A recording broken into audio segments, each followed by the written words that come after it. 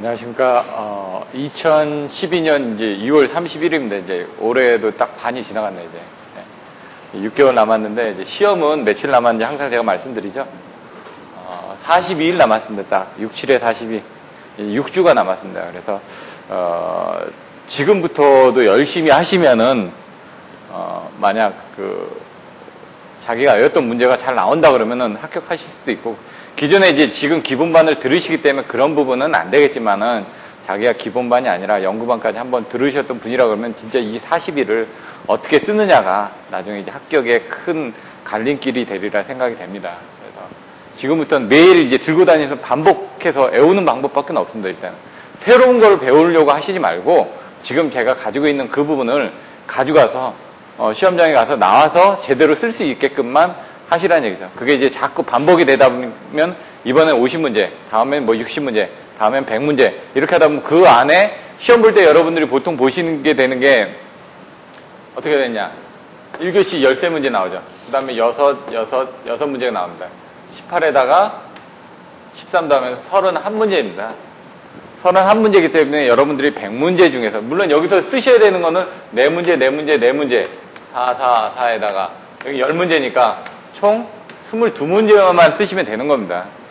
그러니까 여러분들이 한 100문제 가져갔는데 그 중에 운 좋게 뭐 10개가 나왔다. 그러면 일단은 뭐 10개를 제대로 썼을 때 몇 점이 나오는지, 그리고 내가 잘 모르는 부분은 기존에 외웠던 부분에 어떤 그런 걸 가지고, 아니면 진짜 모르는 문제도 여러분들이 써보셔야 됩니다.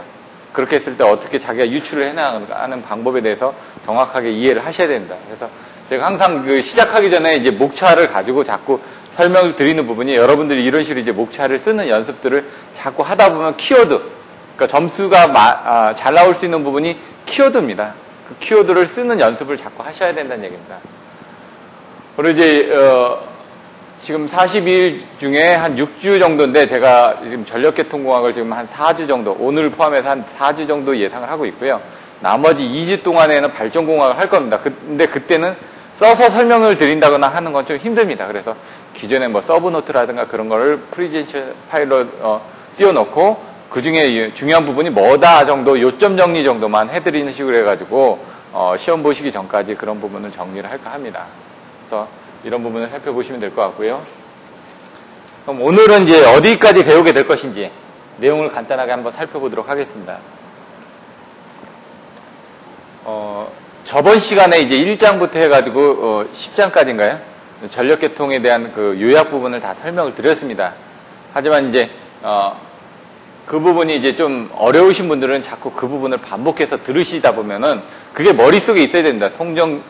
송배전공학에 대한 개요 부분이 머릿속에 있어야 되고, 전력계통에 대한 개요 부분이 머릿속에 있어야 되고, 그 중에 이제 시험에 잘 나오는 부분이 어딘지, 그런 문제들에 대해서 여러분들이 연산을 해서 쓰셔야 됩니다. 그래서 아까 말씀드렸던 것처럼 여러 가지가 문제가 나왔을 때 내가 이거에 대해서 잘 모르겠다. 그럼 다른 쪽에 있는 자기가 알고 있는 부분을 갖다 거기다 채워넣는 훈련을 자꾸 하셔야 된다는 얘기입니다. 왜냐면 정답이라는 건 뭐에 대해서 딱 물어봤을 때 거기에 대한 정답이 몇 줄 안 된다. 그럼 그걸 포장하는 부분에 대한 훈련을 하셔야 되기 때문에, 그거는 나중에 이제 여러분들이 연구반이나 문제풀이반에 가서 그런 것들을 다른 사람의 답안지하고 비교해가지고 훨씬 더 다채롭게 쓸 수 있는 그런 훈련을 하셔야 되는 거고요. 이번 시간에 대해서는 여러분들이 어디에 뭐가 있다 정도. 예를 들어 뭐 문법을 찾더라도 이게 어디 있다. 뭐 조동사가 어디 있다. 뭐 문법에 지금 1형식, 2형식, 3형식이 있다. 그러면 그런 부분이 어디인지, 부사인지, 형용사인지, 뭐 전치사인지 이런 내용들은 여러분들이 알고 계셔야 되거든요. 그래서 그런 부분에 대한 내용들을 설명드리고 있기 때문에 제가 자꾸 반복을 드립니다. 영어도 반복을 하듯이 여러분들도 여기 나와 있는 기본적인 내용이 뭔지는 반복을 해주시고, 그 안에 여러분들이 아는 내용과 모르는 내용을 딱 구분지어가지고 모르는 내용에 대해서는 좀 더 깊숙하게 들어가셔야 된다는 얘기죠. 오늘은 1장, 2장, 4장 부분에 대해서 배우겠습니다. 근데 시간상으로 4장까지 다 끝날지는 사실 모르겠습니다. 하지만 최대한 되는 데까지 할 거고요. 저번 시간에도 설명을 드렸지만 이번 시간에 반복을 해서 설명을 드립니다. 왜냐면 그것만 가져가셔도 여러분들이 6개월 뒤에 내가 이 안에 책에서 어떤 내용이 있다라는 것만 정확하게 머릿속에 넣어놓으셔도 제가 봤을 땐 성공한 겁니다. 왜냐면 그게 뭐라는 걸 알면은 거기에 대한 세부적인 내용은 이해를 하고 있다는 얘기입니다. 자기가 쓰지는 못해도 내용이 뭐라는 걸 이해하고만 있어도 6개월 동안 여러분들이 개념 정리는 끝났다라는 거니까, 그 개념 정리가 끝나고 난 다음에는 여러분들이 외우셔야 됩니다. 그 개념을. 일단 1장 전력계통의 개요에 대해서 한번 살펴보도록 하겠습니다. 사실 중요하지 않은 부분도 있지만 제가 목차를 다 썼습니다. 그리고 여러분들은 중요한 건 집에 가서 이 목차를 써보십시오. 근데 그 목차에 세부적으로 나와 있는 항목까지도 써보시라는 얘기입니다. 그게 이제 가장 중요한 키워드니까. 여기 있는 것들이 다 문제입니다. 사실 여기 있는 것들이 각각이 다 문제로 나올 수가 있습니다.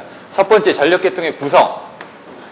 요약해드리면 조금 이따 다시 한번 복습을 하겠지만, 구성에서는 뭐가 있냐? 발전 설비,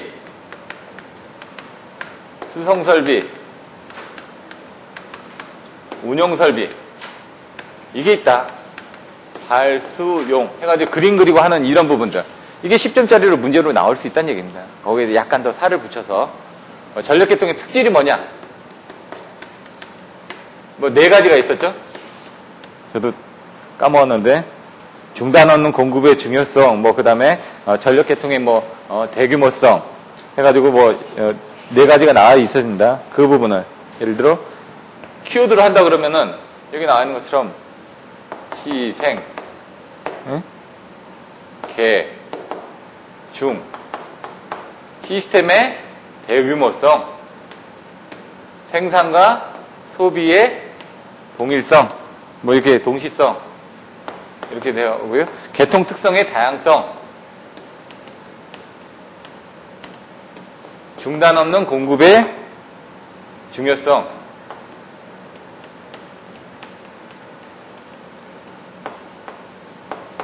자꾸 이제 헷갈리기 때문에 여러분들이 시생, 계중 이런 식으로 해가지고 특질을 애운다. 발수, 운, 이런 식으로 애운다. 해가지고 이 부분이 딱 나왔을 때 구성에 대해서 쓰시오. 그러면 이 키워드는 나와 주셔야지만 쓸 수가 있다는 얘기입니다. 특질, 10점짜리로 문제로 나옵니다. 조금 이따 설명을 드리겠지만 이 정도밖에 안 된다는 얘기입니다. 1장에서 나올 수 있는 부분들은 나중에 10점짜리로 나왔을 때 이런 부분을 써주실 수 있는 부분. 그 다음 전력계통의 발달. 발달에 대해서는 큰 부분은 없습니다. 사실. 발달 부분에 대해서는 어떻게 전력계통이 발달을 해왔다. 근데 여기서 이제 나오는 거는 EMS에 대한 부분 해가지고 보시면은 NCC 있고,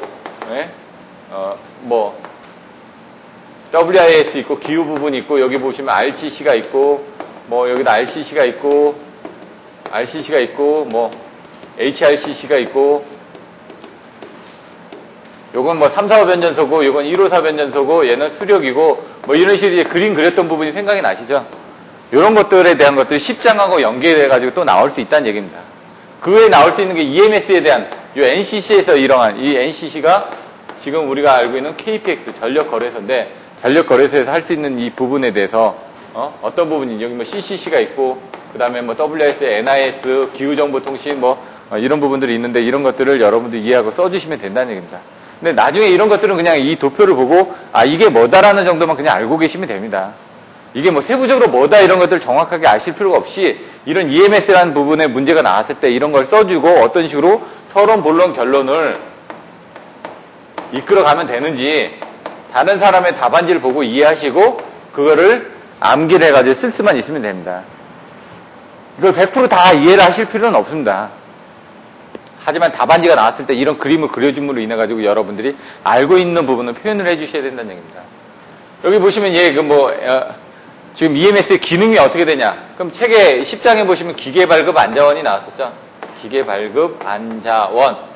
제가 애우는 방법을 자꾸 설명을 드리는 게 이런 부분을 기본 기능. 세부적인 거는 이 안에 들어가는 것들은 나중에 또 보시면 되고요. 계획 및 운영 기능. 발전 제어 기능, 급전원, 모의 훈련 기능, 자꾸 반복을 하시라는 얘기입니다. 안전도 제어였나요? 예? 자료 취득 및 운영 기능, 취득, 원방 감시, 발전 제어, AGC, AFC하고 ELD가 합해진 거다. 예? 이런 부분 보시면 되고요. 급전원 훈련 기능은 시뮬레이션 기능이니까 시뮬레이션이다. 그럼 거기에 관련된 내용을 연산해가지고 거기다 내용을 더 써주시면 된다는 얘기죠. 안전도 제어, 쇠사 해가지고 안전도 제어를 할 때는 예방 제어, 예급복이라고 그랬죠. 예급복. 예방 제어, 긴급 제어, 복구 제어 이런 것들을 통해서 하고 있다. 뭐 이런 내용들. 전체적인 윤곽을 여러분들이 알고 계셔야지만 나중에 답안지를 쓰실 수가 있으니까. 자료 취득 다 쓰죠. 데이터를 애퀴지션하는 시스템, 자료를 취득하는 시스템이다. 이런 부분만 써주셔도 그러면 자료를 취득하기 위해서 어떤 부분이 있어야 되는지 이런 내용을 이제 연산을 해서 써주시면 된다는 얘기입니다. 그래서 제가 그 원방감시 스카다죠. 이런 것들. 뭐 용어들이 스카다를 실물에서는 뭐 IPCS다, 뭐 여러 가지 용어들이 많이 나옵니다. 뭐 사스다. 이런 용어들도 있고, 그거는 이제 메이커에서 부른 용어에 따라서 틀려집니다. 스카다는 슈퍼바이저리 컨트롤 앤 데이터 애퀴지션입니다. 얘는 서브스테이션 오토메이션 시스템. 이건 원방 감시인데 얘는 이거 변전소 자동화라는 부분이고요. 이건 인텔리전트 파워 컨트롤 시스템인가? 제가 이게 각각 용어들이 다 틀려가지고 좀 헷갈립니다. 그래서 그런 것들은 원어들을 한번 보시면은 나중에 이해가 됩니다. 이런 부분들이 전력계통의 발달의 책에 나와 있습니다. 책에 있는 부분. 그 다음에 1-4 보시면 전력계통의 재문제. 재문제 부분에 대해서는 책에는 그렇게 많이 안 나와 있습니다. 하지만은 나중에 보시면 이제 계획 문제하고 운영 문제에 대한 부분이 나옵니다. 제가 설명드리는 것도 아까 이 정도밖에 나올 수가 없습니다. 왜냐면 책에 있는 내용은 그 정도니까. 하지만 이제 자료를 보시면은 재문제에 대해서 계획 문제, 운영 문제의 부분들이 예를 들어 운영을 한다. 그러면 5장, 6장, 7장, 8장, 뭐 10장과 같은 5장이 뭐였죠? 여기서 이제 딱 보면은 여기에서 뭐가 나오는지 이따가 설명드리기 때문에 5장이 주파수 유효 전략, 그 다음 경제 운영, QV 컨트롤, 뭐 이런 부분이 있는 거죠. PF 컨트롤, QV 컨트롤, 그리고 이제 그 ELD 이런 내용들, 이런 내용들이 이제 나온다는 얘기입니다. 그러니까 1장에서는 앞으로 하게 되는 전력계통에 대한 내용이 뭔지를 간단하게 소개를 하고 있습니다. 그렇기 때문에 여러분들이 이런 개념을 가지고 나중에 여기서는 자세한 내용은 나와 있지는 않지만 나중에 이런 것들도 문제로 나와 있기 때문에 그런 문제들을 보시면 됩니다. 이 책에 있는 내용은 뭐다 정도만 이해를 하시고 사람들이 만들어 놓은 서브노트를 보고 그것만 이해를 하시면 제가 보기에는 1장은 끝납니다. 더 이상 깊게 들어가시려고 생각하시면 안 됩니다.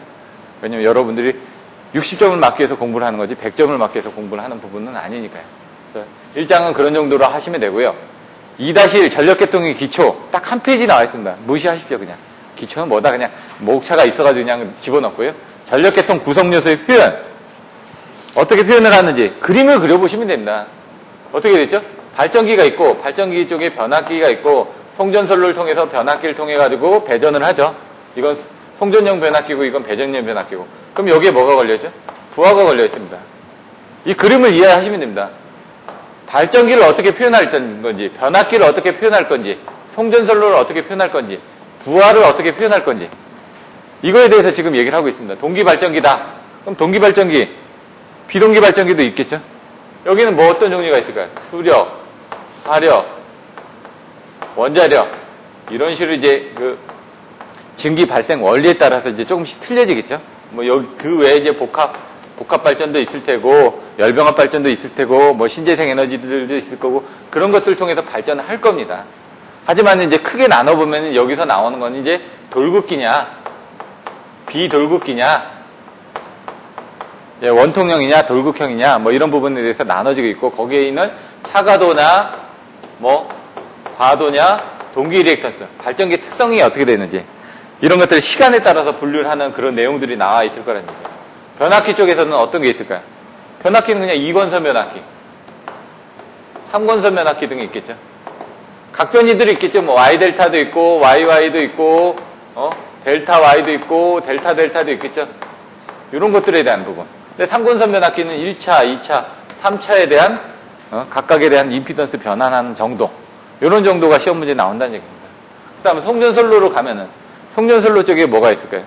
여러분들이 다 여기선 전력계통이지만 항상 제가 성배전공하고 연관해서 생각을 하라고 말씀드렸습니다. 성배전공학의 5장의 송전 특성이 나오죠. 거기에 어떤 부분이 나오죠? 단거리, 중거리, 장거리 해석 방법은 어떻게 되느냐? 예? 집중정수회로, 분포정수회로 이걸 표로 만들어가지고 여러분들이 외워주시라고 얘기를 했습니다. 중거리 같은 경우는 이제 T형, 파형이 나오고 그다음 장거리 같은 경우는 이제 분포정수로 나오다 보니까 여기서 나오는 게 전파방정시 전파 정수, 뭐 감쇄 정수, 위상 정수, 뭐 이런 부분이 나온다고 그랬죠. 전파 방정식이 이제, 여기 뭐 특성, 뭐 여러 가지, 그런 부분들이 나오니까 그 부분을 이제 참조를 하시면 되고요. 그 다음 부하에 대해서는, 부하의 종류들이 어떻게 되는지, 그것들을 이제 그냥 제가 압축 파일 집으로 그냥 외우시라고 그랬죠, 집. 그럼 집이 있으니까 Z는 임피던스죠. 일정 임피던스 모델. I, 전류죠. 일정 전류 모델. P, 전력이죠. 일정 전력 모델. 앞에다 일정만 붙이시면 된다는 얘기입니다. 일정 임피던스 모델. 얘는 그러면은 P, 각각이 다 P 값이 있는데 P 값이 전압에 몇 승의 비례를 하느냐. 그럼 얘가 V 자승, V 1승, V 0승이다. 이렇게. 2, 1, 0. 이렇게 오시면 되죠. 그럼 이걸 이제 그래프로 이렇게 그려보면은 PV, PV가 있다. 이거죠. 얘는 보면 자승이니까 뭔가 이렇게 올라가겠죠. 얘는 1승이니까 비례하겠죠. 얘는 0승이니까 일정하겠죠. 그럼 전압의 변화에 관계없이 얘는 항상 일정, 뭘 쓴다고요? 전력을 쓴다는 얘기예요. 일정 전력을 쓰니까 우리가 이제 전압이 떨어졌는데도 계속 지금 예를 들어 악성부하들이 하절기, 동절기 때의 악성부하들이 에어컨, 그리고 또 뭐 있죠? 인버터 같은. 요즘들은 이런 걸 많이 쓰다 보니까 지금 하절기 때나 동절기 때 많은 문제가 되겠죠. 전력 수급량에. 그래서 이 P값이 문제가 되다 보니까 그 P값을 줄이기 위해서 여러 가지 이제 수요 관리들을 한다는 얘기입니다. 그래서 그런 개념을 해가지고 수요 관리에 대한 내용들도 하나 정도 더 알고 계시면 될 것 같고요. 전력 계통 구성 요소의 표현은 여기까지 하시면 될 것 같고요. 이제 단위법. 단위법이 뭐냐? 이제 설명을 드렸습니다. 그전에도. 단위가 있다는 얘기죠. 근데 이제 전력 계통을 이제 계산할 때 고장 전류 계산 방법에 세 가지가 있다. 퍼센트 임피던스법, 오음법, PU법이 있다. 그럼 단위법은 뭐냐? 바로 이 PU법을 얘기하는 겁니다. 이 PU는 뭐라고요? 퍼센트 임피던스를 100으로 나눠주면 된다. 예? 이런 용어들이 나와 있습니다. 이런 정도만 알고 계시면 되고, 왜 얘를 쓰느냐, 왜 얘를 안 쓰느냐. 오음법으로 쓰게 되면 전압별로 해가지고 계산을 해줘야 되니까 번거롭더라. 퍼센트 임피던스법에서는 기준 용량으로 변화해주는 부분들이 있더라. 그럼 나중에 보시면 이제 기준 용량으로 할 때 어떻게 되냐. 항상 기준 용량은 베이스가 위에 올라간다. 그래서 예를 들어 5MV에서 퍼센트 임피던스가 8%면 10MV에서는 몇 프로냐? 이렇게 부르면 여기 10MV가 들어가고 기준 용량이 10MV니까. 그리고 5MV에서 어떻게 해요? 8%라고 했으니까 얘는 10MV에서는 16%가 되겠죠. 이런 식으로 이제 외우시면 된다는 얘기죠. 항상 기준은 위에 올라간다. 우린 연장자가 위니까. 나중에 여기서 이제 특성, 임피던스 같은 거 이제 계산할 때 C분의 L, Z분의 Y. 항상 연장자가 위에 올라간다. 이렇게 외우면 된다고 말씀드렸죠. 이제 외우는 방법들도 이제 나중에 하다 보면은 이런 식으로 외워주시면 된다는 얘기입니다. 오음법, PU법 이렇게 보시면 되고요. 전력계통의 단위법 표시. 이제 기초방정식. 기초방정식이 뭐냐? 계산을 하기 위한 방정식입니다. 방정식에는 뭐가 있느냐? 여기 나와 있는 것처럼 모선 방정식이 있습니다. 모선 방정식. 그러니까 쉽게 계산하면 이겁니다. V는 IR이다. 우리가 이런 공식은 알고 있죠. 전기를 전공을 하셨으니까. 그럼 I는 R분의 V다. R 값이 연동이 되면은 계산하기가 힘드니까 이걸 어드미턴스로 계산했다. 그래서 I는 YV라는 이런 모선 방정식을 세우는 거를 설명을 하고 있는 겁니다. 그러다 보니까 이제 전류하고 전압에 대한 값들은 이제 주어진다는 얘기죠. 근데 우리가 이제 계통의 임피던스가 자꾸 늘어나다 보니까 이 임피던스를 계산하는 부분이 바로 2-5의 어드미턴스 행렬, 이 Y부스에 대한 행렬에 대해서 이제 설명을 하고 있는 겁니다. 왜냐면 전력 계통이 계속 연결이 되니까, 복잡해지니까. 그 복잡해지는 부분에 대해서 설명을 하다 보니까 이 행렬을 어떻게 작성을 해야 되느냐. I는 Y부에서 이 어드미턴스 행렬을 작성하는 방법에 대해서 이제 배우게 된다는 얘기죠. 그러다 보니까 이제 그 기준의 건선비 변압기가 나옵니다. 건선비 변압기라는 부분이. 그래서 이런 정도를 여기서는 알고 계셔야 됩니다. 25점짜리 문제로도 나오니까. 예? 이런 것들도 10점짜리 문제로 나오고요. 각각이 다 10점짜리 문제로 나올 수 있는 것들. 심지어 25점짜리로 나올 수도 있다는 얘기죠. 거기다 뭐 플러스 알파를 조금만 더 해준다고 하면은. 그래서 이런 기준의 건선비 변압기에 대해서 작성하는 취급을 어떻게 하는지 뭐 나중에 보시면은 n자승, 뭐 n자승, 뭐 n자승, 뭐 n자승 해가지고 마이너스 1이 들어가고 n이 들어가고 여기는 변화 n이 들어가고 뭐 이런 식으로 이제 요거에 대한 상수가 어떻게 됐는지 또 설명을 드릴 겁니다. I1은 그림을 가지고 여기다 해가지고 여기 흐르는 I1, E1, 그 다음에 여기 E2, 여기에 지금 N배가 있으니까 A배가 있고, 여기 임피던스가 있고, 여기 I2가 흘러갔을 때, 요거에 대한 I1과 I2의 흐름을 가지고, E1하고 E2의 관계. 여기 I하고 E2 간의 관계에서 이 임피던스, 여기 임피던스가 있죠. 그걸 가지고 이제 변환하는 방법에 대해서 이제 설명을 드릴 겁니다. 그때 이 행렬에 대한 부분도 설명을 다시 드릴 거고요. 그 다음에 계통 변경 시, 계통이 변경이 됐을 때 Y부스를 어떻게 취급해야 되는지 세 가지가 나옵니다. 여기서 1번, 2번, 세 가지가 나온다고 했습니다. 아까처럼 이런 행렬들이 나오는데 행렬들이 나올 때 기존에 이렇게 있던 선로에 하나 선로가 더 추가가 됐습니다. 그러면은 n by n에서 n 플러스 1 by n 플러스 1이 된다는 얘기죠. 행렬이 하나가 더 추가가 됐으니까. 그래서 1번 같은 경우는 이제 기존에 이제 추가가 되는 경우. 기존 추가 그냥 이런 정도로만 쓰겠습니다. 나중에 내용이 또 나오니까. 그러면은 n by n에서 하나, 둘, 셋, 넷, 다여 뭐 10개가 있었다. 요게 10개고 요게 10개란 얘기죠. 근데 하나가 추가가 됐으니까 얘가 어떻게 바뀌냐? 11개로 바뀌었다는 얘기입니다. 이렇게. 두 번째는 기존 행렬에 있던 부분에 여기 연결이 다시 생긴 겁니다.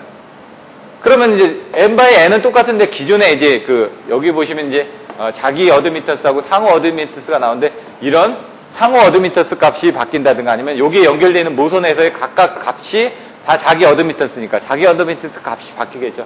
그럼 이 n by n 10by 10 곱하기 10회 행렬에서 기존에 없던 0으로 돼 있던 이 부분이 숫자가 뭔가로 바뀌었다 이거죠. 2번은. 기존에 이건 추가되는 부분이고 기존에 이거는 병렬로 다시 연결되는 부분이죠. 이건 새롭게 추가되는 부분이고 얘도 새롭게 추가되지만 기존에 있던 선로에서 뭐 노드가 생기거나 이런 다른 부분이 생기는 게 아니라 연결만 하나 더 됐다는 얘기입니다. 그런 부분. 세 번째는 이제 변압기에 대한 부분이 변경이 된 거. 건선이 변경이 됐다든가. 그래서 이런 부분을 알 때 이제 기존의 건선비 변압기 같은 경우는 기존의 건선비가 바뀌었을 때 하는 부분들이기 때문에 그런 정도로 여러분들이 알고 계시면 됩니다. 그래서 계통 변경 시 Y부스 행렬에 대한 수정 부분은 이런 부분 정도로 여러분들이 이해를 하시면 될 것 같습니다. 2장은 이렇게 해서 끝낼 겁니다. 근데 여기 이제 추가되는 부분이 뭐냐면 이제 크론의 행렬 축약 공식.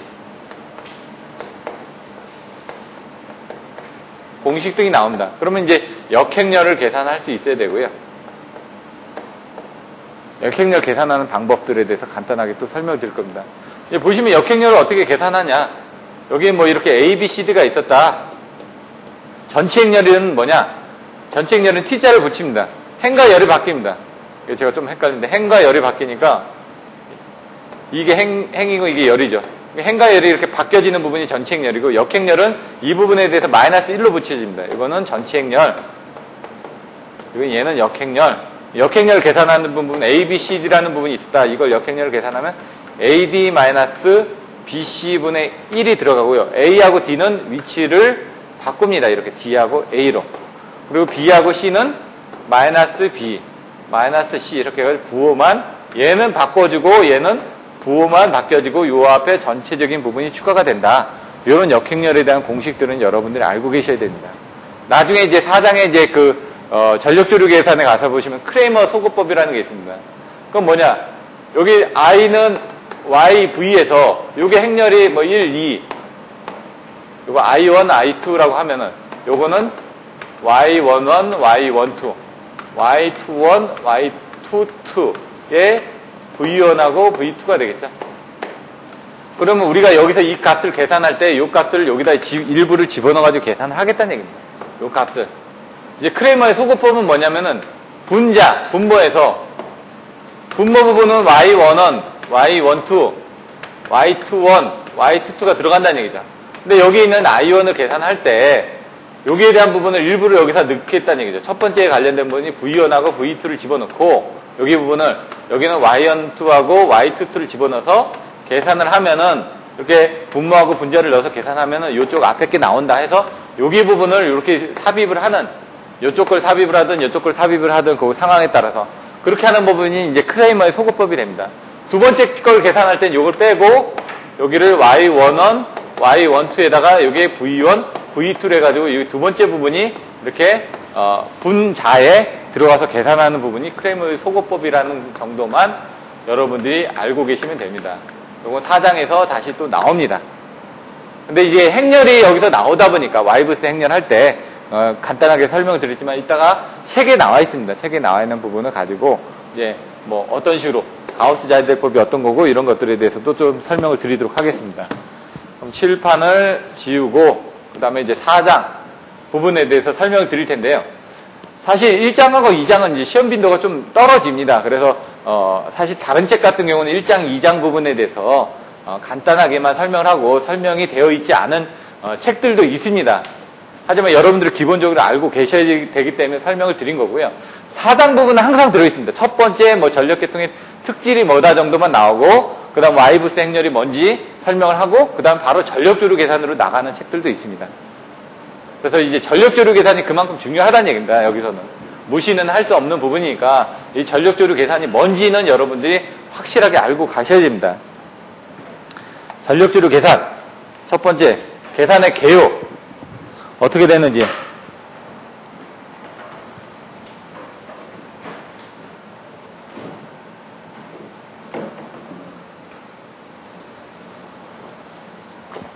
전력조류 계산이라는 건 조류라는 게 뭐냐? 전류, 조류 좀 헷갈려지는데 발전기에서 발생된 유효전력과 무효전력의 흐름이 계통 내에서 어떻게 흐르는지 이렇게 그냥 생각하시면 됩니다. 저희는 항상 발전기가 먼저 우선이 돼야 됩니다. 한전에서 발전기를 사용을 하니까. 그래서 여러분들 그림을 그리실 때도 발전기부터 해가지고 그림을 그릴 건지 아니면 부하 쪽부터 그림을 그릴 건지 그거에 따라서 무한대 모선도 틀려지죠. 근데 대부분의 무한대 모선을 보면 항상 발전기는 있습니다. 근데 부하 측의 무한대 모선은 많이 그린다는 얘기죠. 근데 그게 반대인 경우도 있습니다. 그 케이스는 어떤 때인지 여러분들이 나중에 살펴보시면 될 것 같고요. 배전 쪽이나 그런 쪽에서 할 때는 이제 그 부하 측을 모델링을 하다 보니까 한전 측에 대한 부분을 무한대 모선을 하지만 대부분이 다 한전 측에 대한 것들은 발전기하고 변압기하고 송전선들 다 집어넣고 부하 측을 모델링해가지고 계산하죠. 뭐 발전기 가능 출력 곡선을 한다든가 안정도를 할 때도 왜냐면 그 부분에 대한 것들을 모델링을 해야 되니까. 마찬가지로 이제 전력조류 계산은 그런 부분을 여러분들 이해를 하시면 되고 전력조류 계산의 정식화. 이 전력방정식이 나옵니다. 전력방정식 아까 나왔던 거랑 똑같다는 얘기죠. I는 YV. 모선방정식 앞에서 배우셨던 2장에서 배웠던 이런 부분을 이제 끌고 온다는 얘기입니다. 마찬가지로 어드미턴스 행렬 끌고 오고요. 다 끌고 옵니다. 근데 여기서 이제 좀 추가되는 거는 이런 어드미턴스 행렬을 이제 분석하는 기법들이 어떻게 차이가 났냐. 직접법으로 보느냐, 소거법으로 보느냐, 반복법으로 보느냐, 아니면은 간이 계산법으로 보느냐 이런 식으로 해가지고 각각의 해석 방법들이 좀 틀려진다는 얘기입니다. 선형 방정식으로 해석할 것이냐, 비선형 방정식으로 해석할 것이냐, 선형, 비선형 방정식을 해석하는 기법들에 따라서 또 나눠지기도 합니다. 그리고 뭐 직접법, 예? 직접 넣어서 계산하는 방법, 소거법, 그리고 반복법, 뭐 이런 방법들이 있다. 그리고 직류조류 계산법과 같은 간이 계산법, 이런 것들이 간이 부분이 있다. 이런 내용들이 나온다는 얘기죠. 여러분들 이런 개념만 가지고 가시면 된다는 얘기입니다. 그러다 보니까 전력 계산, 조류 계산에 개요가 있었고 이걸 정식화하다 보니까 어떤 식으로 모델링을 해야 되는데, 그럼 아까 앞에서 배웠던 여기 전력계통 구성 요소의 표현에서 발전기, 그 다음에 변압기, 그리고 송전선, 부하 측을 할 때와 마찬가지로 어떤 것들을 모델링을 해야 될 거 아닙니까? 그 모델링 하는 데서 있어서 발전기 모선, 그리고 어디죠? 부하 모선, 그리고 기준 모선. 이렇게 해가지고 세 가지 모선을 놔두고 거기에 기지량과 미지량을 정해서 계산을 한다. 이런 내용에 대한 것들이 이제 정식화 과정에 나온다는 얘기입니다.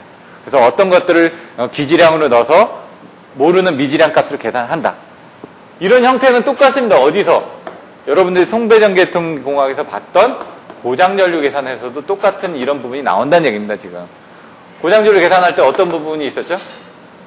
고대 발전 계산하는 방법을 이렇게 외우라고 했습니다. 고장 조건을 넣는다 이거죠. 고장 조건. 고장 조건에 대한 기지량과 미지량을 넣어서, 예? 자꾸 제가 반복해 드리는 게 대칭자법을 응용을 해서, 예? 그다음 발전기 기본식에다 이걸 집어넣습니다. 계산한 것들을. 그 다음에 우리가 여기서 모르는 이 미지량에 대한 전압 전류값들을 계산하면은 고장 전류 계산은 끝난다. 이런 흐름만 알고 계시면 됩니다. 여기 세부적으로 들어가는 부분들을 이 내용이 뭔지는 여러분들이 아셔야 되겠죠. 근데 이제 그 부분은 이제 기존 강의를 이제 보시면 될 것 같고요. 여기서 이제 PQ, V 델타라는 부분을 어떻게 넣어줘야 된다. 기준 모선이니까 기준에서는 V하고 델타. 뭐라고요? 계통 내에서 행렬로 계산하다 보면 손실이 생긴다고 얘기했습니다. 유효전력 손실이라든가 무효전력 손실이 생기는데 그걸 이제 행렬로 계산하다 보면 반올림을 하거나 하는 부분들이 또 있겠죠. 예? 그래서 그것들을 그 오차를 지원을 해주려고 우리는 1 플러스 1은 이해해야 되는데 예? 그게 아니라 1 플러스 1은 뭐 1.5다. 그럼 이해를 못하지 않습니까? 0.5가 어디로 갔어? 이렇게 막 찾는다는 얘기죠. 그 0.5 부분을 채워주기 위한 기준 모선이 추가가 된다는 얘기입니다. 계산을 하기 위해서 오차가 발생되는 것들을 막아주기 위한 부분이 이 기준 모선이라는 얘기입니다. 그래서 V하고 델타, 아까 얘기한 오차가 생기는 P하고 Q 부분을 여기서 손실을 보전을 해주겠다. 이런 내용을 이해를 하시면 쉽게 쓰실 수 있다는 얘기입니다. 그 다음 부하 모선은 뭐죠?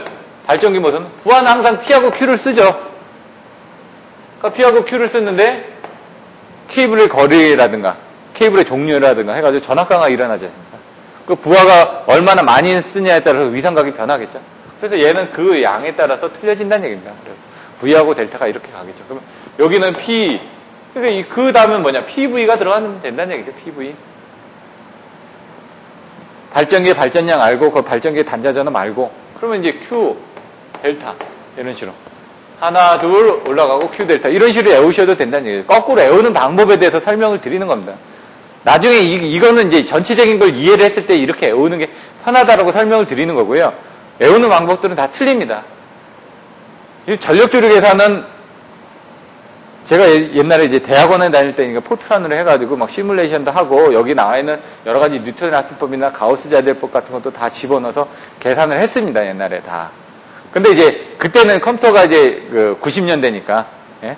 약하다 보니까 뭐 시뮬레이션 하는데도 좀 시간이 걸렸다는 얘기죠. 옛날 5.25인치짜리 플로피 디스크 넣어가지고 프로그래밍 해가지고 돌리면은 드드드득 해가지고 도트 프린트에다 출력해가지고 이게 맞는지 예? 카피하고. 근데 지금은 버튼만 딱 누르면 그냥 바로 나온다는 얘기입니다. 우스갯소리로 이제 FM이라는 유한요소법이 있습니다. 그건 뭐냐 이제 전자계 해석을 하는 부분인데.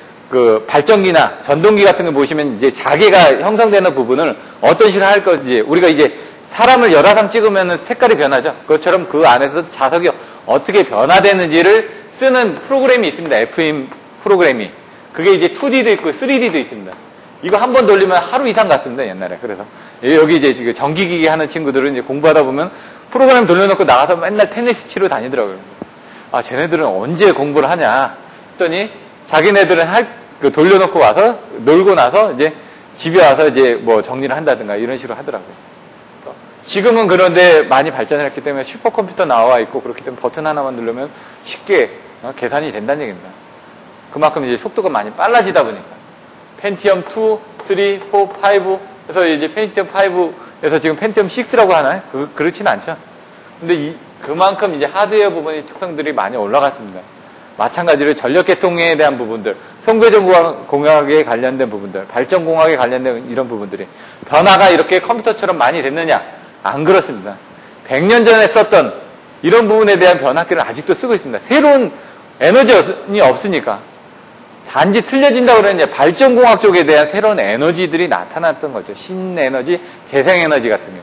그런 것들만 조금 새로운 이제 시사 문제로서 나올 뿐이지 나머지 발성배전공학에서는 기존에 나와있던 이런 원리들이라든가 이런 것들은 변함이 없기 때문에 항상 기본적으로 나오는 내용들은 똑같다는 얘기입니다. 그래서 여러분들이 전체적인 내용만 이해를 하고 계시면은 그 범위 안에 항상 나오니까 새로 나오는 부분은 버리라는 얘기죠. 자기가 모르면. 근데 건축전기는 어떻게 된다고?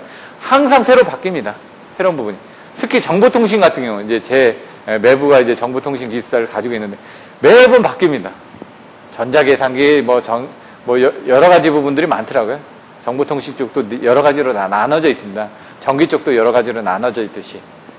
해가지고 그런 부분들을 또 여러분들이, 세부적으로 어떤 부분에 대한 것들이 나한테 어울리는지.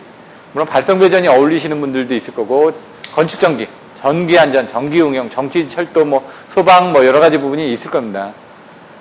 여러분들이 나중에 하고자 하는 그 부분에 맞는 부분을 하셔야 됩니다. 잠깐 3.0% 빠졌었는데 그런 정도를 보시면 될 것 같고요. 정식하는 데서 이런 부분에 대한 것들을 만들어 주시면 된다. 조류 계산의 기본 알고리즘. 이거는 뭐냐? 아까 설명드렸던 선형, 비선형 방정식을 어떤 식으로 이렇게 나와 있는 방법대로 이제 넣어서 계산한다는 정도를 간단하게 소개하고 있습니다. 한 2페이지 정도밖에 안 됩니다. 그래서 그런 정도가 있다라는 부분을 아시면 될 것 같고, 이제 그러면 실제로 이제 전력조류 계산하는 방법이 뭐가 있느냐를 이제 여러분이 배워보시자는 얘기죠. 여기서는 이제 조류 계산 기본 알고리즘엔 어떤 것들이 있는데 그 중에서 뭘 보겠다? 가우스 자이델법하고 뉴턴 라틴법에 대해서 살펴보도록 하겠다라고 얘기가 나와 있습니다. 그만큼 그것들이 가장 중요하니까. 그래서 시험 문제에서도 그 부분이 가장 많이 나옵니다. 그래서 그 두 개를 비교를 하고요. 그 외에 어떤 것들이 있자 PQ 분할법이나 직류 조류 계산법이 있다. 이겁니다. 그럼 가우스 자이델법이 뭔지? 가우스 자이델법은 이제 가우스 자이델법이 있고 가우스법이 있습니다. 이제 축차 대입법이라고 얘기를 합니다. 여기서 축차 대입법. 이따가 다시 설명드리겠지만 뭐 A 플러스 B는 C다. D 플러스 E는 뭐 F다. 그럼 여기서 나온 값을 이렇게 하면은 어떤 값이 나올 거 아닙니까? 이 값을 이루기 위해서. 그럼 여기서 나온 값을 여기다 다시 집어넣고 여기다 나온 값을 여기다 또 집어넣고 이런 식으로 이제 축차적으로 대입해 나가면서 여러 가지 방정식이 있으면 나중에 원하는 요 값, 요 값, 요 값, 요 값, 요 값, 요 값들을 풀어 나간다는 얘기입니다.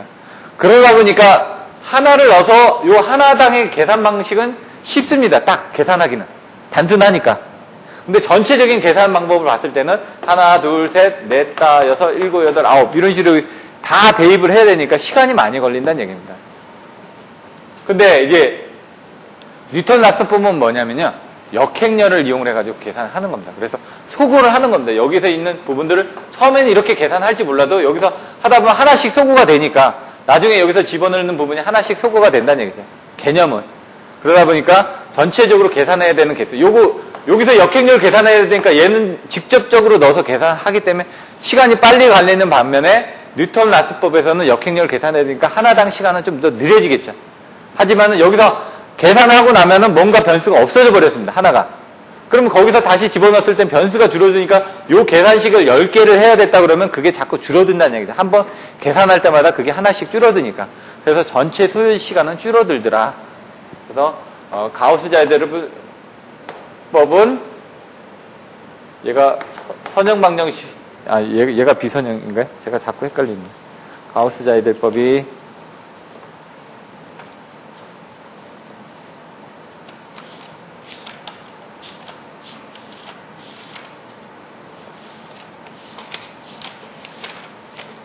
이런 것들을 딱 정의를 해 놓으셔야 됩니다. 그래서 책에 나와 있는데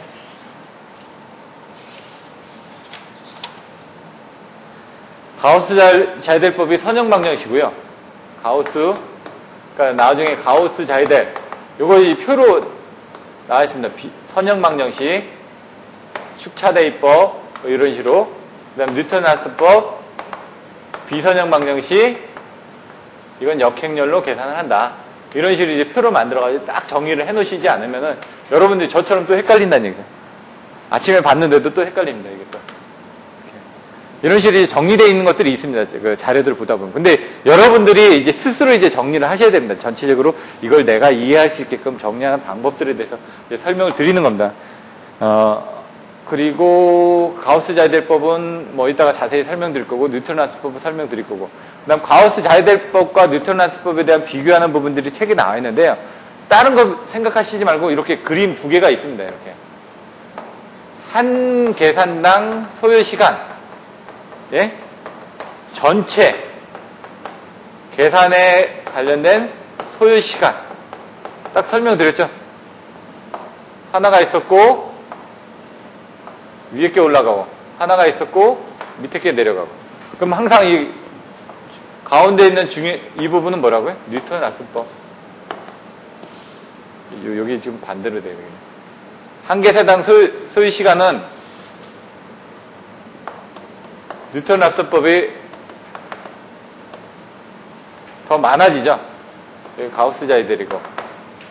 페이지가 어디냐면 194.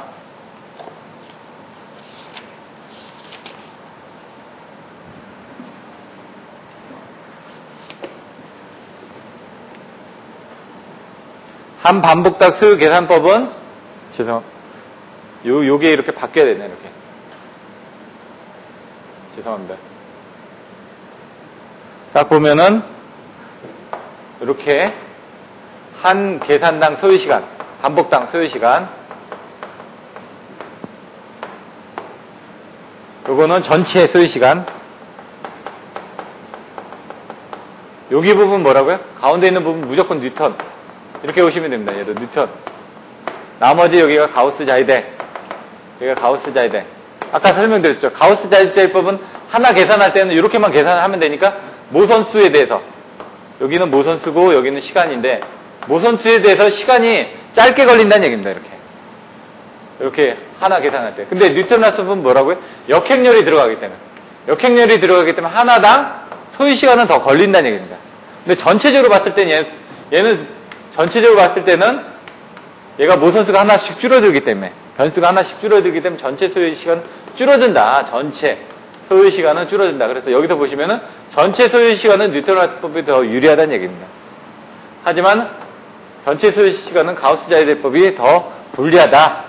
이런 부분을 하는데 책에 나와 있는 것처럼 나중에 보시면 200회를 계산하는데 200모선을, 얘는 전체 소요시간이 200번을 계산을 해야 되기 때문에 문제가 생긴다. 근데 얘는 몇 번만 계산하면 된다? 8번만 계산하면 된다. 이런 식으로 소거가 빨리 이루어진다는 얘기입니다. 얘가 뭐라고요? 가우스 자이대. 얘는 뉴턴 라스법. 그래서 얘가 네 번이네, 4번. 죄송합니다. 4번. 그래서 요거에 대한 시간은 8배나 차이가 난다라는 내용이 책에 나와 있습니다. 예? 얘가 8배 정도 더 빠른 거죠. 그런 내용들이 나와 있다는 게 이게 전체 내용입니다. 나중에도 보시면 이거 이상은 알 필요가 없습니다. 그래서 이런 식으로 가지고 비교할 때 이런 내용들을 써주시고 그 다음에 이런 그림을 써주시면은 비교가 끝난다는 얘기입니다. 그러니까 PQ 분할법. PQ 분할법도 마찬가지입니다. 마찬가지로 이제 계산하는 데서 소거를 하는 겁니다. 아까처럼 여기 이런 부분들을 소거를 하는데 나중에 반올림을 하거나 하기 위해서 이제 팍 줄이는 거죠. 이게 10바의 열이 있었다. 그러면 이것들을 근사해가지고 아주 줄여지는 겁니다. 아주 작은 걸로. PQ로 분할을 해가지고 뭐 5바의 5로 한다든가 해가지고 줄어들고 나서 거기서 이제 생기는 오차 부분만 조금씩 수정해가지고 계산하겠다라는 게 PQ 분할법에 대한 내용이라는 얘기입니다. 그런 정도. 그래서 직류 조류 계산법 같은 간이 조류 계산법이다. 이런 식으로 이제 여러분들이 생각을 하시면 됩니다. 그래서 가장 중요한 게 이렇게 여기서는 전력 조류 계산이 뭐다라는 부분.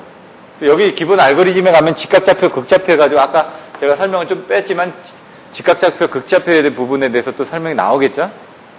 여기서는 여기 부분이 가장 중요하다. 이런 부분들은 중요도가 좀 떨어집니다. 그렇기 때문에 넘어가셔도 되고, 요 안에서 여러분들이 보신다 그러면 이 어드민턴스 행렬, 그 다음에 전력조류 계산에 대한 정의가 뭔지, 기재량과 미재량이 뭔지, 그 다음에 가우스 자이대법하고 뉴턴 라스법 정도. 요게 이제 가장 빈도수가 높은 부분입니다. 그래서 그런 정도는 여러분들이 반드시 알고 이해하시고 그 다음에 쓰실 수 있어야 됩니다. 그 다음에 여기 부분이 끝나고 나면 나중에 5장, 6장, 7장, 8장 이 부분은 진짜 중요한 부분이라고 그랬죠. PF 컨트롤, QV 컨트롤 반드시 나온다. 그 다음에 그 고장 계산과 응용 나왔었죠. 나중에 10장에 보시면 전체적인 신뢰도 부분 나왔었죠. 예?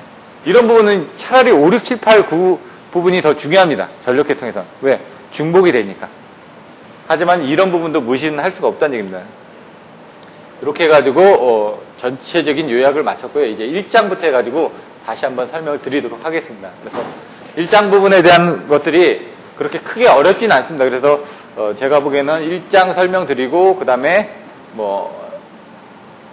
잠깐 쉬었다가 그 다음에 또 2장부터 해가지고 또 내용을 또 설명을 또 드리도록 하겠습니다. 1장 이제 책을 한번 보십시오. 제가 옛날 책을 가져오다 보니까 페이지 수는 약간 차이가 날 수가 있습니다. 제가 저번에 한번 설명드렸죠. 옛날 책은 파란색이고 새로운 책은 여기 녹색으로 되어 있습니다. 근데 차이가 나는 거는 딱 1장의 페이지만 차이가 납니다. 전체 페이지 수는 똑같은데 1장에 보시면은 30페이지까지 여러분 책이 나와 있는데 옛날 책은 29페이지까지만 나오고 건너뛰었습니다. 그래서 거기서 이제 그림이 하나 더 늘어간다든가 해가지고 페이지가 하나 더 밀린 것밖에 없습니다. 그래서 제가 옛날 책을 가지고 있기 때문에 페이지는 일장 부분은 설명드릴 때 약간 차이가 날 수는 있습니다. 그래서 그건 한번 설명을 드리니까 같이 한번 참조를 해서 보시면 될 것 같습니다. 1장 전력계통의 개요, 전력계통의 구성. 여기 페이지는 여기 앞을 보시면 되니까 설명을 안 드리겠습니다. 그럼 그림을 그린다. 발전 설비, 수송 설비, 예? 운영 설비, 부하 설비 이런 식으로 또 나오는 거죠. 전력을 생산하고 수송하고 관리 운용하고 전력을 소비한다. 그럼 전력계통의 특질 아니면 전력계통의 구성이 어떻게 되는지 설명할 때는 이런 그림을 그려주고 그 다음에 거기에 관련된 설비를 설명을 해주시면 된다는 얘기입니다. 페이지 14페이지 넘어가시면 어떤 부분이냐. 발전 설비하고 수송 설비하고 운영 설비.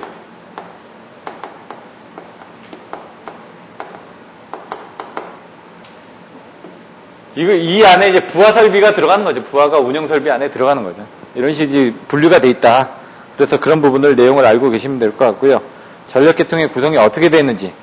이 발전 설비에 대한 내용들이 나와 있습니다. 뭐 화주 수정해가지고 뭐 화력 발전들이 훨씬 더 큰 비중을 차지하고 있다라는 내용들이 나와 있습니다. 뭐 발전 설비 단위 같은 건 이제 계속 늘어나고 있으니까 참조를 하시면 될 것 같고요.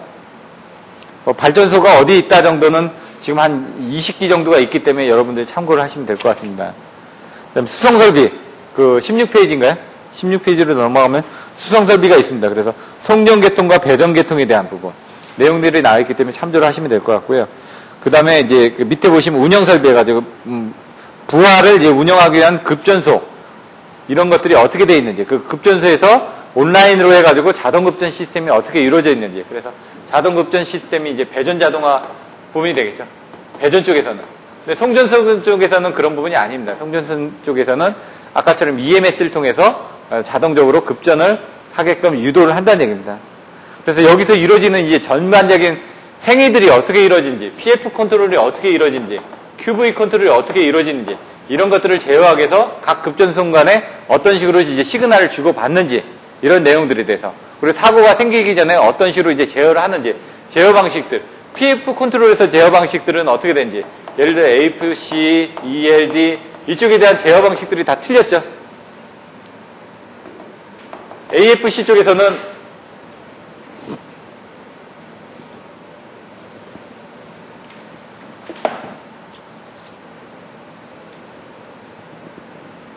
AFC 쪽에서 보시면은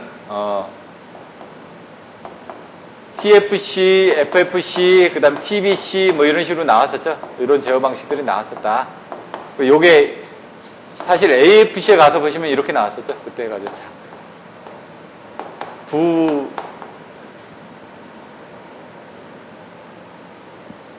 부하의 자기 제어성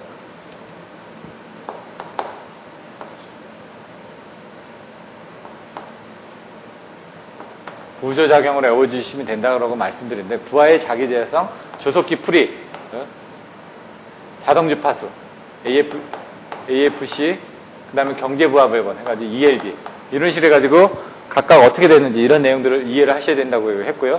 QV 컨트롤 같은 경우는 또 어떻게 되는지 QV를 하기 위해서 어떤 식으로 이제 제어가 되는지 뭐 여러 가지 부분들이 있었습니다. 뭐 개별 제어, 협조 제어, 그 다음에 종합 제어들이 어떻게 되고 개별 제어, 협조 제어,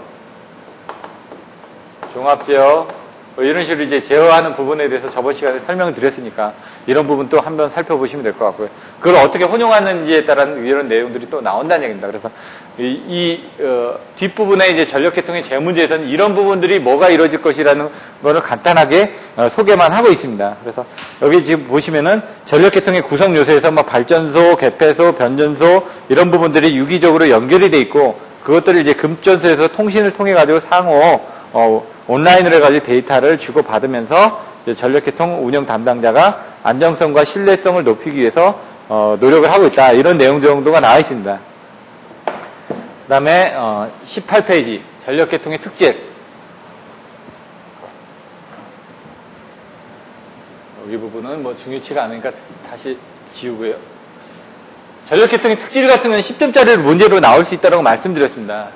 전력계통의 특질 네 가지에 대해서 써주시면 된다는 얘기입니다. 아까 뭐라고요? 시생계중. 시생, 계중. 예. 한자 공부하듯이 하늘철 따지, 건물현, 누리왕 이런 식으로 이제 계속 애우다 보면은 애워지는 겁니다. 여러분들도 어쩔 수가 없습니다. 이런 부분에 대해서는 무조건 시생, 계중 그러면 시. 예? 뭐라고요? 시스템의 대규모. 시스템 대규모. 생산과 소비의 동시성. 계통 특성의 다양성. 중단 없는 공급의 중요성. 이런 내용들에 대해서 쓰시고 거기에 관련된 내용들을 써주시면 이게 10점짜리로 문제로 나온다는 얘기입니다. 그럼 시스템의 대규모성이 뭔지는 여러분들이 아시죠? 계속 전력계통이 이제 커지니까 시스템이 대규모화 된다는 얘기고요. 생산과 소비의 동시성은 왜냐하면 전기는 저장을 할 수가 없습니다. 그러다 보니 생산하고 남은 부분에서 바로 소비를 해줘야 된다는 얘기죠. 소비를 하지 않는 전기 부분에 대해서는 없어진다는 얘기입니다. 그 부분을 이제 저장을 하기 위해서 여러 가지 SMES라든가 여러 가지 양수 발전이라든가 여러 가지 전기를 저장할 수 있는 설비에 대해서 ESS라든가 이런 부분들이 이제 계속 나오고 있다는 얘기입니다. 그래서 여러분들이 기존엔 양수 발전 부분만 보셨다 그러면 그 외에 이제 전력 저장 설비에 대해서 슈퍼컨덕터를 이용하는 SMES를 이용한다든가 아니면 압축 공기를 이용해가지고 저장을 한다든가 여러 가지 방법들이 있으니까 그런 부분에 대해서 여러분들이 에너지 저장 형태에 따른 부분을 또 살펴보시면 될 것 같습니다. 그런 것들이 이제 발전공학 쪽에 나가면은 그런 내용들이 좀 설명이 되어 있습니다. 계통 특성의 다양성. 이거는 보시면은 발전 설비, 수송 설비, 수용 설비 등이 이제 다양하게 이제 돼 있다라는 내용들이 나와 있습니다. 근데 여기서 이제 유효 전력과 무효 전력을 이용을 하기 위해서 어떤 부분이 이루어지는지 간단하게 설명이 되어 있습니다. 19페이지를 보시면요. 유효 전력은 전등을 켜거나 전동기를 돌려서 실제로 일을 하는 것으로서 에너지원을 필요로 한다. 근데 이제 무효 전력은 별도의 에너지원을 필요로 하지 않는다라고 되어 있습니다. 그 전에 설명드렸죠. 맥주의 이제 거품처럼 우리가 보시면 전체적인 피상 전력은 이렇게 되는데 이 부분이 유효 전력이라고 그러면은 거품이 있는 부분은 무효 전력이다. 이런 정도로 여러분들이 이해를 하시면 된다라고 얘기를 했습니다. 예를 들어 유효 전력의 수급 균형이 상실되어 발생 전력이 소비보다 많을 경우에는 주파수가 상승하고 주파수가 저하되어 균형을 유지하려고 한다. 저번에 제가 조금 설명을 제대로 못 드렸었는데 발전기가 있고 여기 부하가 있습니다. 근데 뭐라고요? 여기 나오는 것처럼 유효 전력의 수급이 상실돼서 발생 전력이 소비보다 많을 경우 발전기가 빨리 돈다는 얘기죠. 발전기가 빨리 도니까 그때는 주파수가 상승한다는 얘기입니다. 주파수가 상승하니까 그때는 어떻게 되죠? 다시 이제 발전기의 그 출력을 조절을 해가지고 발전기는 이런 식으로 이렇게 돼 있었죠. 부하는 이런 식으로 돼 있었죠. 나중에 5장에 가서 보시면 부하의 동특성, 덩특성, 발전기의 제어 특성 나오는데 발전기는 이제 부하가 늘어나면은 이쪽에 부하가 자꾸 늘어나면은 주파수가 떨어집니다. 이렇게 힘이 딸리니까. 그러다 보니까 이제 부하가 늘어날수록 이제 이런 부분이 되니까 이것들을 적당하게 내려가고 올라가고 하기 위해서 이런 부분에 대한 그림이 나왔으니까 이런 부분을 참조를 하시면 될 것 같고요. 그래서 여기서 제가 저번에 설명을 하다가 조금 혼돈이 있었는데 이런 부분을 보시고 만약 부하가 탈락을 하게 되면 부하가 떨어졌다. 그러면 발전기가 올라가는 거죠. 마찬가지로. 발전기 올라가니까 발전기 쪽에 문제가 생기니까 그때는 발전기에 대한 가버너를 조정을 해가지고 조속기를 통해서 속도를 제어를 해줘가지고 전압을 조정을 해가지고 한다든가 이런 식으로 이제 주파수를 맞춰주는 부분이 필요하다는 얘기입니다. 그래서 주파수는 계통 내 어느 지점에서든 같은 값을 가져서 전 계통 쪽인 변동 특성을 나타난다. 그래서 발전기는 전부 다 60Hz 동기운전을 하기 위해서 전부 다 지금 같이 운전을 하고 있다는 얘기죠. 그래서 동기운전하기 위해서 60Hz를 맞추기 위해서는 주파수가 어떻게 되느냐. NS는 P분의 120F에서 이 F를 60Hz를 맞추기 위하다 보니까 이 극수에 따라서 이 NS가 1800rpm으로 도는 게 있고 3600rpm으로 도는 게 있겠죠. 극수에 따라서. 그러면 그 각각의 발전기들 그 RPM을 조종을 해서 움직이고 있다는 얘기입니다. 각각 동기운전을 하고 있다는 얘기입니다. 위상각만 차이가 날 뿐이죠. 실질적으로는 발전기 주파수는 다 똑같습니다. 전체가 다. 그래서 한 대가 셧다운 되기 시작하면 부하가 자꾸 늘어나면 발전기 주파수가 올라가는 거죠. 아니요. 부하가 올라가게 되면 어떻게 되지? 발전기 주파수는 떨어지죠. 자꾸. 그러니까 부하를 죽이는 거죠. 발전기가 셧다운 되지 않게끔 하려고. 부하를 죽이거나 아니면 발전기 출력을 올리거나 이런 부분이 필요하다는 얘기입니다. 근데 항상 보시면은 물이 높은 데서 낮은 데로 흐르듯이 이쪽이 위상이 떨어집니다. 이쪽이 위상이 높고 그 위상이 높은 데서 낮은 데로 가는 겁니다. 그건 뭐냐? 위상이 이런 부분에서 V가 이렇게 있죠. 그럼 I는 이렇게 있죠. 위상이 낮은 부분을 이렇게 가다 보니까 이렇게 동상일대하고 이렇게 부하가 많이 늘면 늘수록 이런 식으로 이제 부하가 적을 때는 위상각이 이렇게 돼 있습니다. 부하가 늘어나게 되면 위상각이 이렇게 간다는 얘기죠. L 성분이니까. 근데 C 성분 가는 거 어떻게 되느냐? 이렇게 올라간다는 얘기죠. 그래서 L 성분이냐 C 성분이냐에 따라서 전압에 대한 그런 부분들이 틀려지죠. 나중에 보시면 우리는 단거리 선로 같은 경우에 이런 식으로 해가지고 어떻게 됐죠? 송전선의 전압은 이건데 우리가 이만큼의 전압 강화가 생겼죠. 요 IZ만큼, 임피던스만큼 IL에 대한 전압 강화 그리고 IX에 대한 전압 강화 그래서 임피던스에 대한 전압 강화가 생기다 보니까 수전단 쪽에서는 전압 강화가 요만큼이 생긴다는 얘기잖아. 이건 왜냐? 우리가 부하각이 이렇게 돼 있으니까.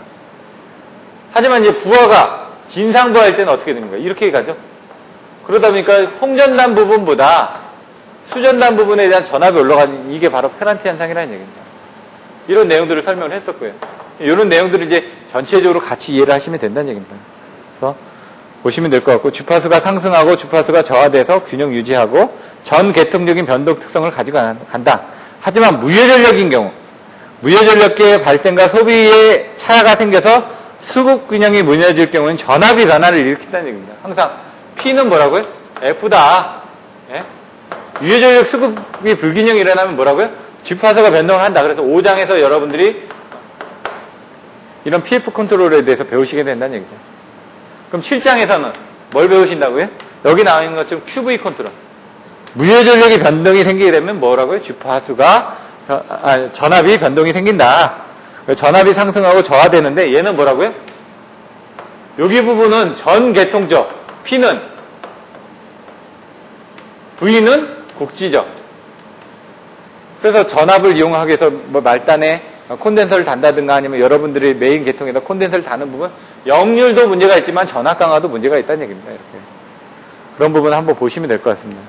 맨 밑에 보시면 전력 계통에서 주파수는 전 계통적으로 전압은 국지적으로 변동하고 있다 라는 내용이 나와 있습니다. 그래서 이런 정도 그러니까 1장에서는 전체적인 내용을 이해하는 데 주안점을 두고 있다라고 보시면 됩니다. 중단 없는 공급의 중요성 정전이 되면 안 되죠. 지금 같은 경우 그런 내용들을 보시면 될 것 같습니다. 그 다음에 우리나라 전력계통의 발달 우리나라 전력계통이 어떻게 발달을 했는지 그런 내용들을 한번 살펴보시고요. 크게 중요한 내용들은 없습니다. 제가 보기에는 여기서는 그냥 이제 발전소에 대한 용량들이 이제 500메가와트급에서 이제 800메가와트급 그러니까 80만이라고 얘기를 합니다. 예? 800메가와트가 80만 킬로와트입니다.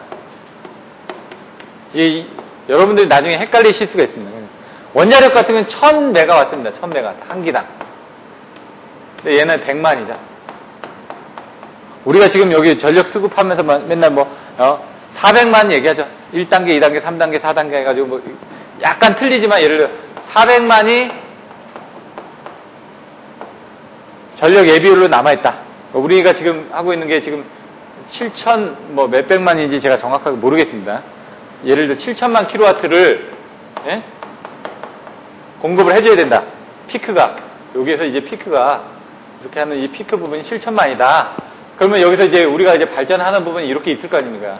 이렇게 하는데 이 부분이 갑자기 치게 되면 여기 부분이 얼마나 예비율이 있는지 그 예비율을 따지는데 예비율이 400만, 300만, 200만, 100만 이런 식으로 조치가 나와 있습니다. 그래서 이렇게 되면 1단계, 2단계, 3단계, 4단계가 들어가가지고 부하를 잘라낼 건지 어떻게 할 건지들을 정의를 한다는 얘기죠. 그래서 항상 보면 요즘은 신문 같은 데서도 나오죠. 전력 예비율이 7%입니다. 예? 6%입니다. 예? 근데 몇만 킬로와트 정도가 여유가 있습니다. 그러면 거기별로 해가지고 단계별, 주의, 경보, 그 다음에 조치해가지고 이렇게 그 단계들이 있고요. 그런 내용들은 한번 살펴보시면 될 것 같고요. 거기서 이제 어떤 조치를 취하는지 이런 것들에 대한 부분들은 여러분들이 표로 정리된 것들이 있으니까 한번 찾아보시면 될 것 같습니다. 그래서 이게 지금 지하철 같은 데도 타서 보시면 지하철 옆에 이게 나옵니다. 지금 전력 수급이 몇 프로고 막 하도 관심들이 많다 보니까 그런 것들에 대해서는 한번 보고 정리하실 필요가 있을 것 같습니다. 그런 내용들이 나와 있고요. 그래서 100만 킬로와트는 발전소 한 기다. 네? 원자력 발전소 한 기다. 이런 정도만 알고 계시면 될 것 같습니다. 송배전 계통의 발달이 일어나고 있다.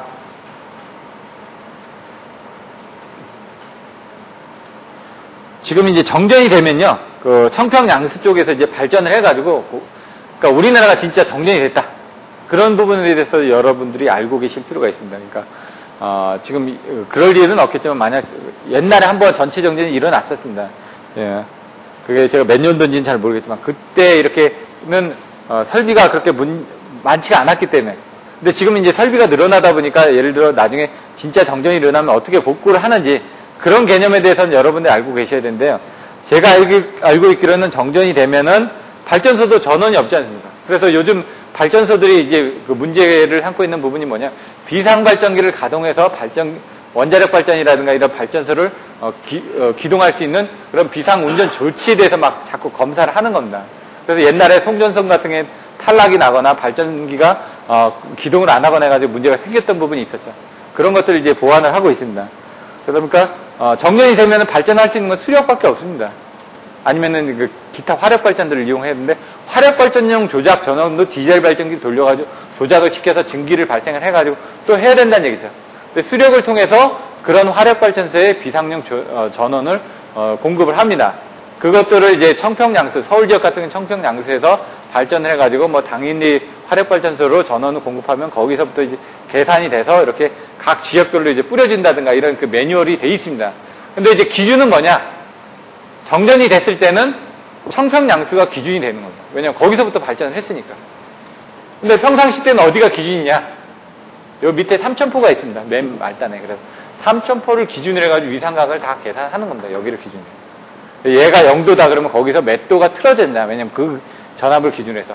근데 정전이 되면 이 청평양수를 기준으로 해가지고 얼마나 됐느냐 이런 부분들 기준점이 틀려진다라는 정도만 참고로 알고 계시면 될 것 같습니다.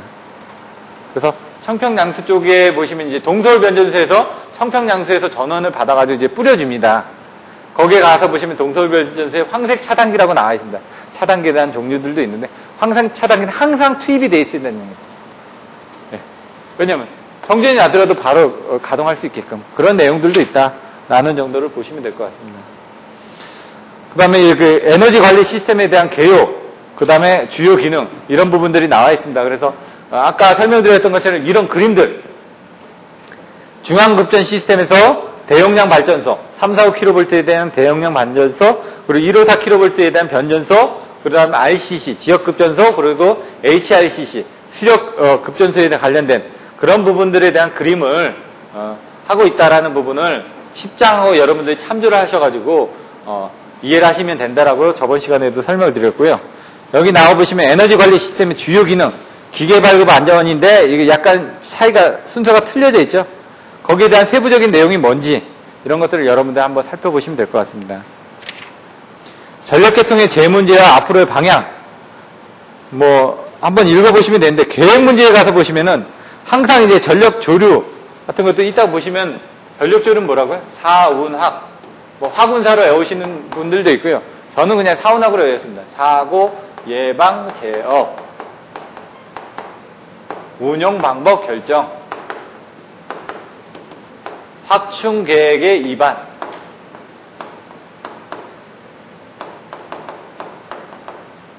이런 내용들이 여기서도 나온다는 얘기죠. 지금 보시면 기본적인 설비 확충, 신뢰도 유지 향상, 환경 보완 대책 등으로 계획을 한다라는 부분이 나와 있습니다. 전력계통의 계획 문제 맨 밑에 보시면 확충 계획에 관련된 재문제가 뭐가 있느냐? 부하 수요를 분석하고 예측하고 공급 신뢰도가 있고 발전 설비를 확충해야 되고 연계를 해야 되고 단락 용량 대책이 있고 한계 용량 대해서 알아야 된다. 그래서 여기 나와 있는 뭐 1번부터 9번까지가 있는데 이런 부분들도 시험 문제로 나올 수가 있다는 얘기입니다. 그런 내용들이 발전 설비를 확충하는 부분들, 연계 방식 어떻게 연결하느냐, 단락 용량 대책 같은 경우는 25점짜리 문제로 나옵니다. 예? 그래서 단락 용량 개통을 하기 위해서는 뭐 어떻게 해야 되느냐? 배전 계통을 뭐 변경을 한다든가 아니면 전압을 승합을 한다든가 여러 가지 내용들이 나오겠죠. 그런 부분을 이제 써주시면 된다는 얘기입니다. 운영 문제에 대해서도 지금 여기 제가 뭐라고요? 사고 예방제와 운영 방법 결정, 확충 계획 위반. 그러면은 계획 문제에서는 이런 계획 문제에 대해서 다루고 있었다면 여기서는 운영 부분에 대한 내용들을 다루겠다는 얘기입니다. 그 사고 예방 제어가 바로 뭐죠? 신뢰도죠. 사고를 예방하면은 신뢰도가 더 높아가니까 이런 내용들이 나와 있다는 얘기입니다. 그래서 운영을 하기 위해서는 어떻게 필요하느냐? 여기 나와 있는 것처럼 자동 급전 시스템을 이용한다. 한전 쪽에서 하고 있는 이 자동 급전 시스템이 EMS고요. 배전 자동화. 배전 쪽에 이루어지는 부분이 배전 자동화라고 해서 얘는 NDIS라고 나옵니다. 나중에 NDIS. 요건 이제 한전 쪽에서 쓰는 용어들이고요. 교재에는 나와 있지는 않습니다. 하지만 이제 이런 내용들을 여러분들이 알고 계시면 또 도움이 될 것 같아서 간단하게 설명드렸고요. 나중에 시간이 된다 그러면은 요런 그 NDIS 쪽에 한전에 대한 교재들이 있습니다. 제가. 거기 나와 있는 내용들을 간단하게 이제 보여드린다든가 이렇게 진행을 하면은 도움이 될 것 같습니다. 개통의 운영에 관련된 제문제 마지막에 10개가 나와 있는데요. 그 페이지가 몇 페이지인가요? 29페이지인가요? 맨 뒤에 보시면은 전력 개통의 운영에 관련된 제문제 29페이지인가요? 29페이지 보시면은 10개가 나와 있습니다. 이게 이 장에서 이 전력개통공학에서 가장 중요한 내용들이라는 얘기입니다. 이게 뭘 의미하는지 한번 살펴보도록 하겠습니다. 첫 번째, 전력개통의 주파수, 유효전력제요. 주파수, 유효전력제요. PF 컨트롤이죠. 얘가 어디에 나와 있다? 5장에 나와 있다. 5장에. 그래서 제가 5장, 6장, 7장 이런 부분 다 중요하다고 그랬죠. 전압 무효전력제요. 전압 무효전력제요. 얘 몇 장? 7장. QV 컨트롤에 나와 있다. 전력계통의 사고시 보호대책. 이건 고장전력은 보호계정기 쪽이니까 얘는 8장. 보호 부분은 나와 있고요. 수야각계통의 단기 경제운영. 이거 경제운영이니까 6장에 나와 있겠죠. 경제운영. 운영은 6장에 나와 있고요. 5번 같은 경우는 넘어가고.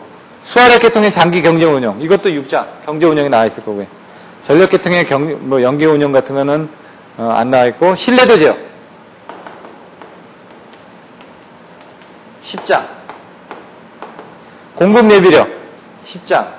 그 다음 자동급전 운영. 다 10장입니다. 이런 식으로 여러분들이 여기만 딱 보셔도 뭐라고요?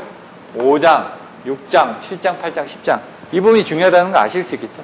그래서 지금 앞에서 1장에서 뭐든지 이제 책에서 나오고 있지 않습니까? 어떻게 해야 된다. 앞으로 이 전력계통공학을 여러분들이 어떻게 공부를 해야 된다는 걸 지금 1장에서 설명을 해주고 있는데 결론은 뭐다? 이게 가장 중요하다라고 지금 얘기를 하고 있습니다. 근데 이걸 알기 위해서는 뭐냐? 이런 전력 조류 계산에 대해서는 알고 있어야 되겠죠. 계산을 해야 되니까. 이 사고 예방제 운영 방법, 확충 계획 위반 이게 지금 여기 나와 있는 부분이라는 얘기입니다. 그래서 여러분들이 전력 조류 계산을 알고 그다음에 PF 컨트롤 알고 QV 컨트롤 알고 보호 쪽이라든가 아니면 경제 운영 쪽 그리고 신뢰도 관련된 이런 부분들을 알고 계시면은 이 전력계통공학은 끝나는 겁니다. 송배전공학은 14장까지 있었지만 여러분들이 여기서 봤을 때 중복되는 게 많기 때문에 이런 한 6개 챕터 정도만 알고 계시면 되고요. 발전은 장수는 많습니다. 막 20장이 있는데 그걸 요약을 해보면 몇 개 되지는 않습니다. 각 장마다 들어가면 하나씩 나오는데 그거는 빈도수가 적으니까요. 그 중에서 가장 많이 나오는 쪽만 몇 개 해가지고 여러분들이 알고 계시면 된다는 얘기입니다. 그래서 송배전공학은 반드시 알고 가야 되는 거고 그 다음 전력계통공학하고 송배전공학에서 이 나오는 부분까지도 반드시 알고 가면 되는데 발전공학 쪽은 여러분들 시간이 안 된다 그러면 좀 떨어뜨려도 된다는 얘기입니다. 시험을 합격하기 위해서. 공부를 하기 위해서가 아니라 시험을 합격하기 위해서. 연습 문제도 보시면은 이제 중요한 부분들이 뭔지 이제 간단하게 나와 있습니다. 이런 부분들이 이제 문제로 나올 수가 있습니다. 그래서 양수식 발전소, 원자력 발전소, 그죠? 화주 수정, 수력 발전소의 역할, 신뢰도 경제성, 전력 수요 상정, 의 상정 방법, 그 다음에 전원의 특성, 유통설비 역할, 전력계통의 재무제와 앞으로의 방향에 대해서 설명하시오. 이런 내용들도 다 10점짜리로 나올 수 있는 부분이라는 얘기죠. 근데 빈도수는 좀 떨어지기 때문에 여러분들이 관연대에 나왔던 이런 문제들을 보고 살펴보시면 될 것 같습니다. 1장은 여기서 마치고요. 잠깐 쉬었다가 2장부터 다시 진행을 하도록 하겠습니다.